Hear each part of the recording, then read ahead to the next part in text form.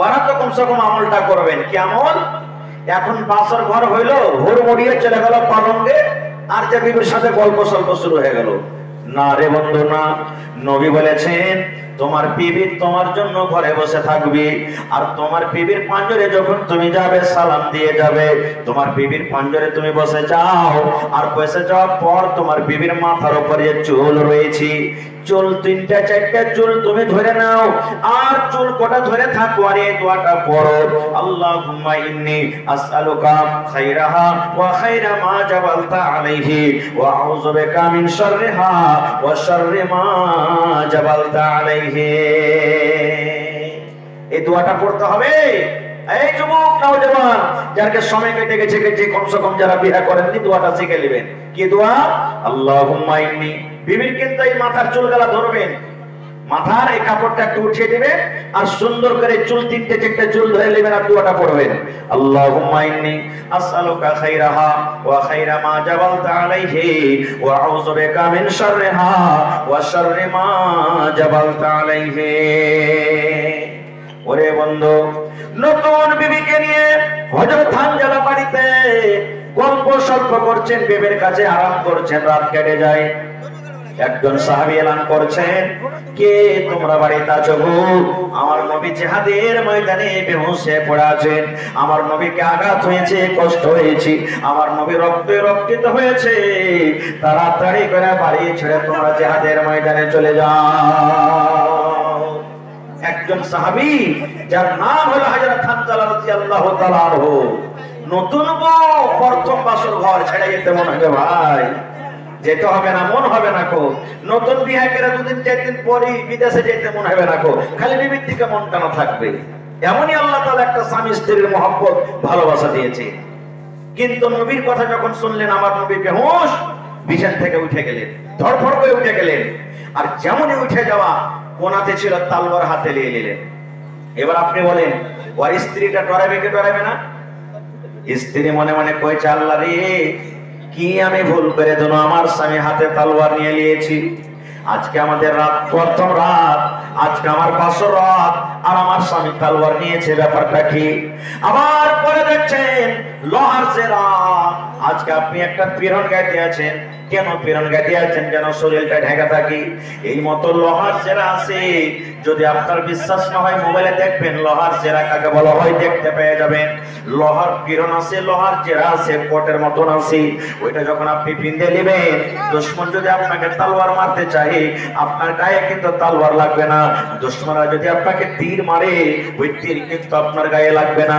হযরত হানজালা রাদিয়াল্লাহু তাআলা জেরাটাকে পিন্দে নিলেন, লোহার পীড়নকে পিন্দে নিলেন, এক হাতে তলোয়ার নিয়ে নিলেন, এবার ঘর থেকে কিন্তু বের হবে।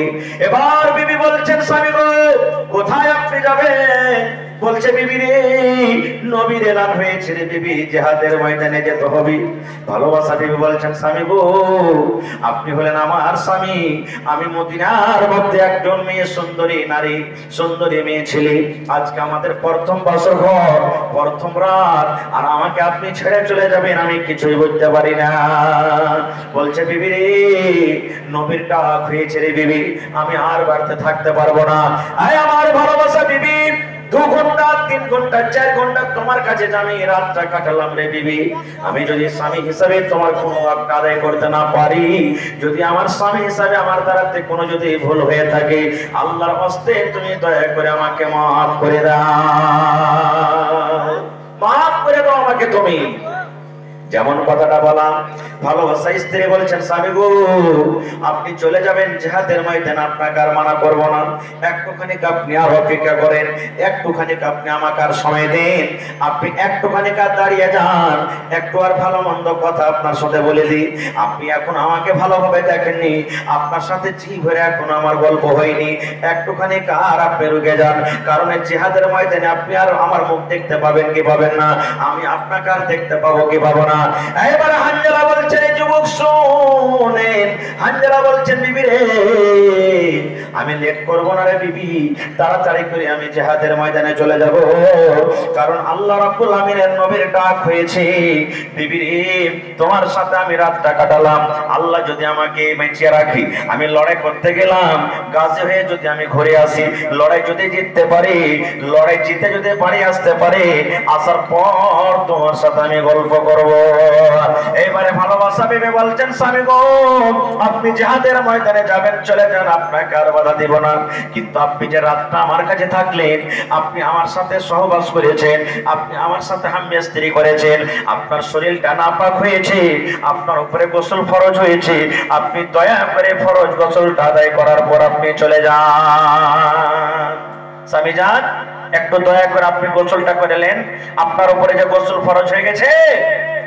হায়রা হানজালা রাদিয়াল্লাহু তাআলা বলছেন, এই আমার ভালোবাসা বিবি শোনো রে, আমি যদি গোসল করতে যাই হয়তো 10 মিনিট 15 মিনিট সময় লেগে যাবে, ইয়ার মধ্যে করে যদি আমার নবী কিছু হয়ে যায়, আল্লাহ তাআলা যদি কিয়ামতের দিন আমাকে জিজ্ঞাসা করেন, হানজালা রে তুমি নতুন বউ নিয়ে বাড়িতে তুমি মজা করছিলে, আনন্দিত করছিলে, আর তোমার নবী জিহাদের ময়দানে কষ্টতে ছিল, এই হিসাবটা আমি কিন্তু দিতে পারবো না।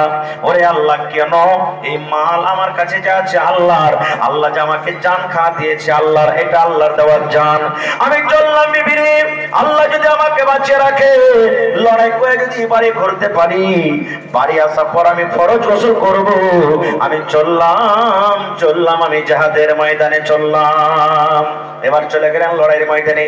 হযরত হানজালা রাদিয়াল্লাহু তাআলা লড়াই করতে লাগলেন, যুদ্ধ করতে লাগলেন, লড়তে লড়তে লড়তে সুবহানাল্লাহ, দুনিয়া থেকে হযরত হানজালা রাদিয়াল্লাহু তাআলা শহীদ হয়ে গেলেন, দুনিয়া থেকে চলে গেলেন, শহীদ হয়ে গেলেন, আল্লাহর রাহে শহীদ হয়ে গেলেন।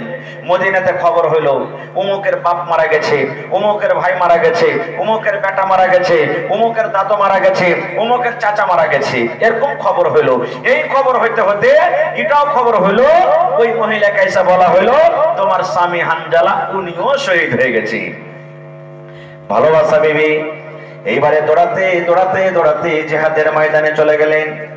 যাওয়ার বলছেন, নবী গো সমস্ত সাহাবীদেরকে আপনি বিনা গোসলে মাটি দিয়ে দেন, কারণ আল্লাহর রাহে যারা ইসলামের জন্য, কোরআনের জন্য নিজের গলাখানাকে কুরবানি করে দিয়েছে, তাদের জানাজা নাই, বিনা জানাজাতে তাদেরকে মাটি দিতে হবে, বিনা গোসলে মাটি দিতে হবে, তাদের গোসলের দরকার নাই। ওরে সুবহানাল্লাহ। এইবারে বলছেন, নবী গো আমার স্বামী হানজালাকে দয়া করে আপনি গোসল করে মাটি দেন গো নবীজি, আমার হানজালাকে আপনি গোসল দেন।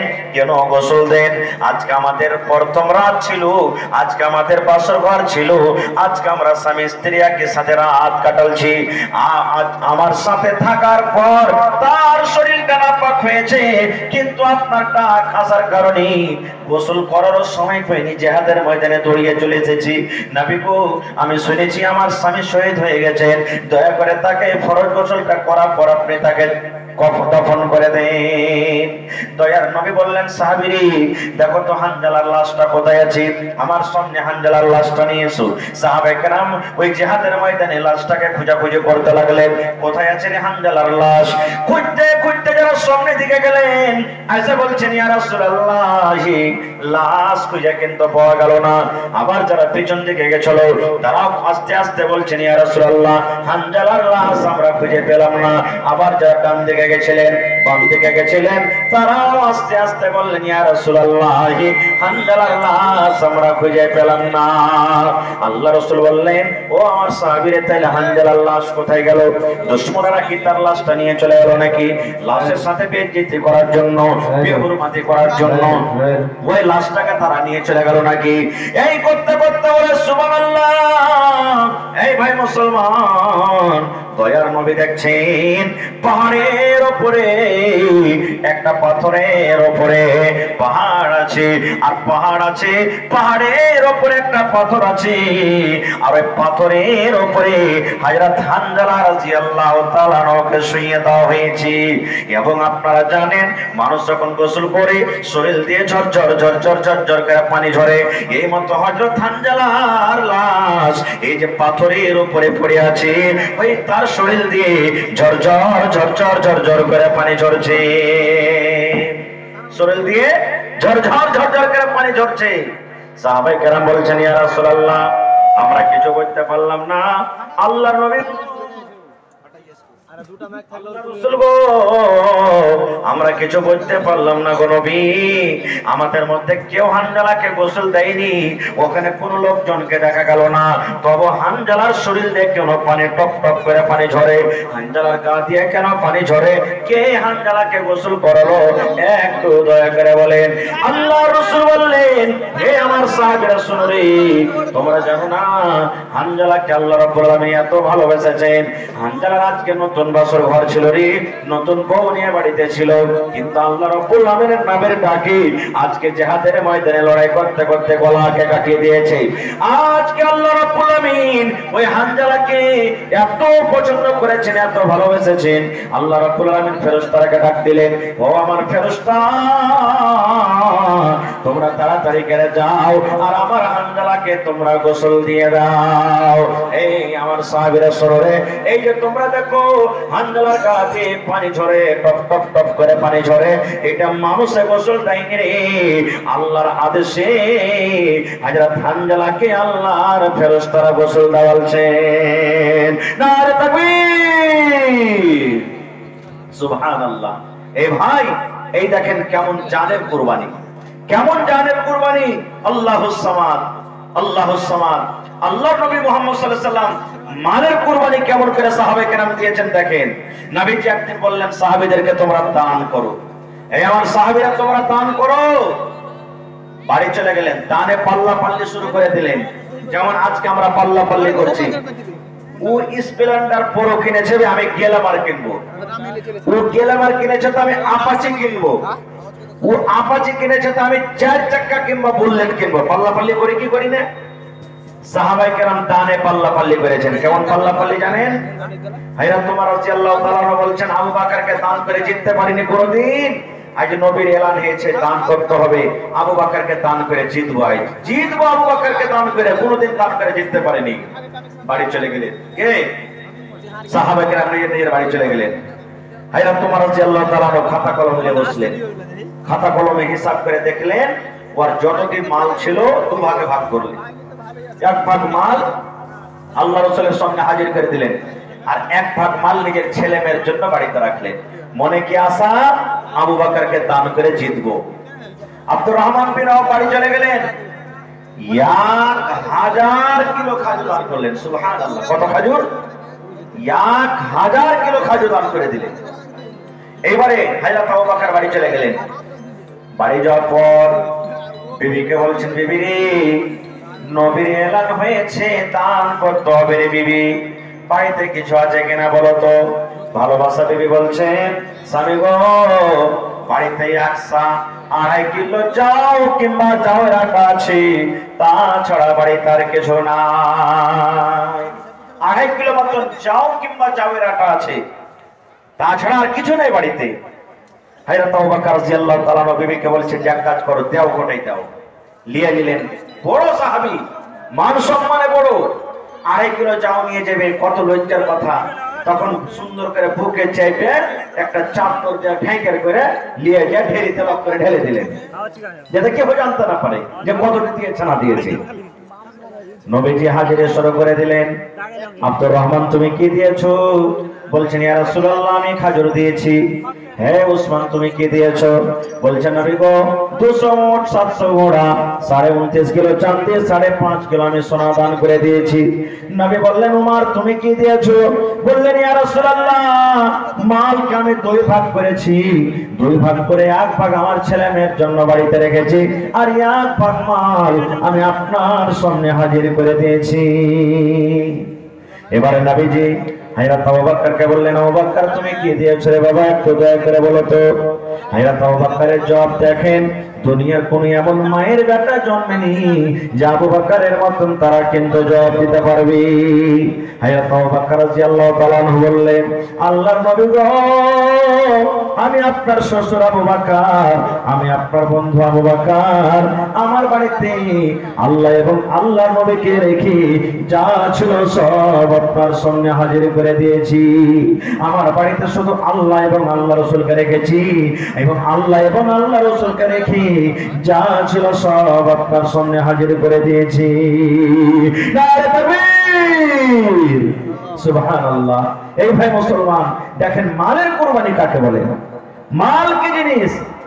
আল্লাহ তাবারক ওয়া তাআলা কোরআনের একটা আয়াত, লান তানালুল বিররা হাত্তা তুনফিকু মিম্মা তুহিব্বুন, যখন আয়াতটা নাজিল হলো, তোমরা নেকি পেতে পারো না রে দুনিয়ার মানুষ, তোমরা নেকি পেতে পারো না, তোমরা জান্নাত পেতে পারো না যতক্ষণ পর্যন্ত তোমাদের দামি প্রিয় জিনিস আল্লাহর রাহে খরচ না করবে।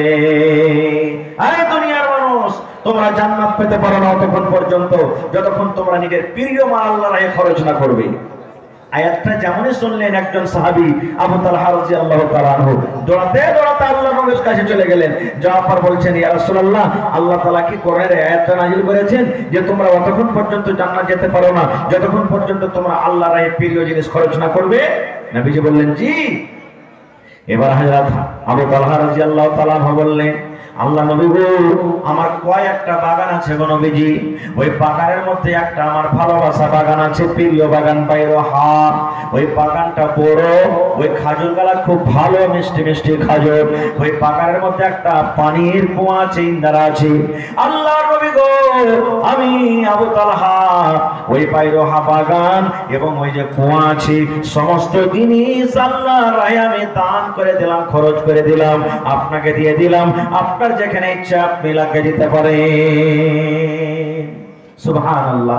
দেখেন ভাই, সাহাবায়ে কেরাম নিজের মালটাকে আল্লাহর রাহে কিভাবে আল্লাহুস সামাদ জমা করে দিয়েছেন। তো ভাইরে, আজকে হলো এই মাদ্রাসা, সুবহানাল্লাহ। এই মাদ্রাসা আজকে জিহাদ আমরা করতে পারি না, জিহাদের ময়দানে যেতে পারি না। এখন সব থেকে বড় জিহাদ আমাদের জন্য হলো কি?